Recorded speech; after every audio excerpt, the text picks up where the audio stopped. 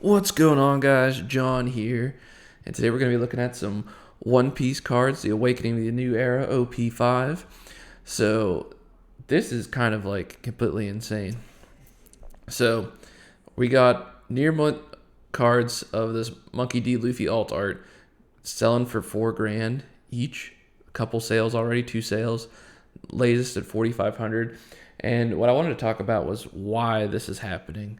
So, with Scarlet and Violet and Pokemon and other TCGs right now, there's just too many. They're printing more cards than people are willing to buy, and it's just causing this excess inventory and putting a lot of pressure on everybody. While here, they're not printing enough, or they're doing it in a way that they're making their cards more collectible, not less about playing the game, but more about the collectability. So, I mean, One Piece has a really big IP, so there's a ton of fans out there for this, but $4,000 is absolutely insane. And I just want to do like a little look around. So I went on the One Piece Reddit here, just wanted to see how many people are in the. There's 40K members in the One Piece TCG. So that's pretty awesome. And it's an active place, like a lot of upvotes and everything, people talking about it. So it's not there. I see people complaining about scalpers, and that's definitely an issue, but it's also just the fact that they're not printing it into the ground like they're doing to Pokemon.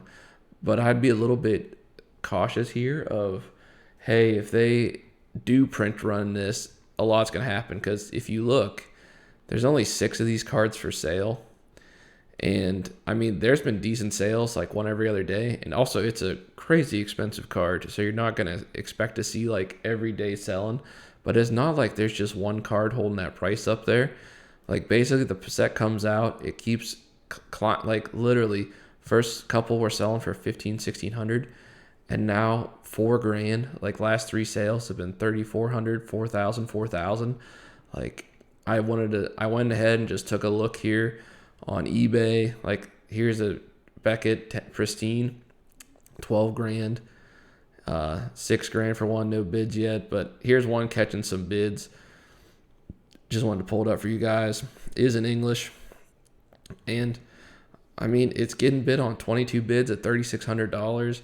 I'll probably keep watching this in the next few days just to see kind of what happens with it, but it looks like it's really catching on here. Just kind of going back and telling you what I'm talking about here. So here's their booster boxes. So $240. Just kind of want to show you what we're talking about here. So see if we can see the full thing. So basically the set comes out $140 and then just starts rising up, and it's rising too much, I think too fast, but it's kind of a healthy thing to see as opposed to here if we just pull up like a Scarlet and Violet, like just the first set, just to kind of show you what we're looking for here. So here's just a single booster box and just releases and constant decay because there's literally more boxes out than what the demand can support. So I think at some point ultimately they're going to end up doing extra print runs on these, because you shouldn't, like 140 to 240 for a booster box isn't really even that crazy. Like Evolving Skies for Pokemon did a pretty big jump right away, but nothing quite to this extent. I mean, what, May, June time frame, you could get it for 140. Recent sales 250. A lot of these are Japanese edition, but like I'm saying, guys, like they're selling like every day. There's sales in here. It's not like it's just one or two out there pumping it up. I mean, yeah, scalpers are probably helping drive the price of everything up, but when you have cards in there that are super collectible, like, I mean, you're not seeing that in Pokemon anymore, where you're getting $240 boxes and having the collectability of like multiple $30, $40 plus cards. I'm not sure what the pull rates are. I haven't opened any of them up. That might be a future video here on the channel, but I mean, to have the opportunity to get a $4,000 or $2,000 card out of a $240 booster box, I think they're really doing a lot here right. And I think if they kind of stay on this path and don't reprint into oblivion, I think it's going to put a lot of pressure on Pokemon, Magic, and everything else to kind of change their print runs and start doing something differently, or else the more, because there is a portion of people that just chase the trading cards for the money, and that's where it's all going. So if you want your collectibles to go up, you want it to be kind of balanced. You don't want it to be just here's every single card you could ever want and there's no collectability to it and it's super easy to get every card, which that's great from a player standpoint, but if you want to see your cards go up in value, it's not quite as good. So, like I said, I think they're doing a ton of great stuff. Like you can literally go through any of their One Piece sets here. They're all, again, they have that one really high value chase card, but still, look, a ton of cards above $20.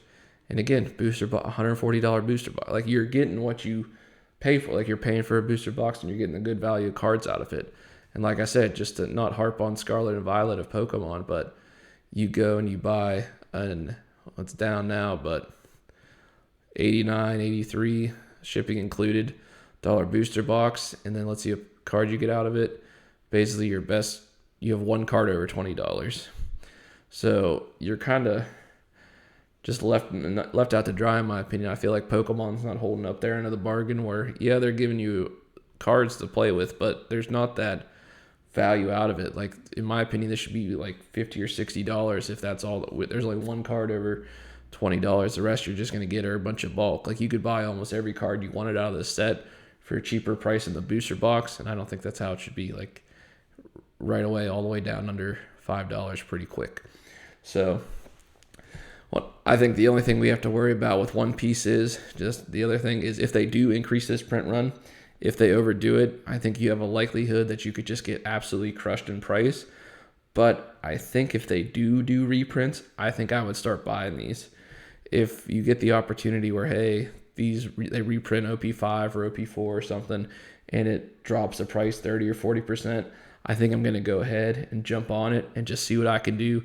See if I can make a little bit of money, maybe open some cards at a great price, and then just have something to hold. I mean, you got 1,000 episodes of One Piece. I've watched maybe a couple hundred of myself. I kind of gave up, but just super interesting stuff going on. So I hope this video was informative. If you got any insights, drop them below, and we'll see you next time.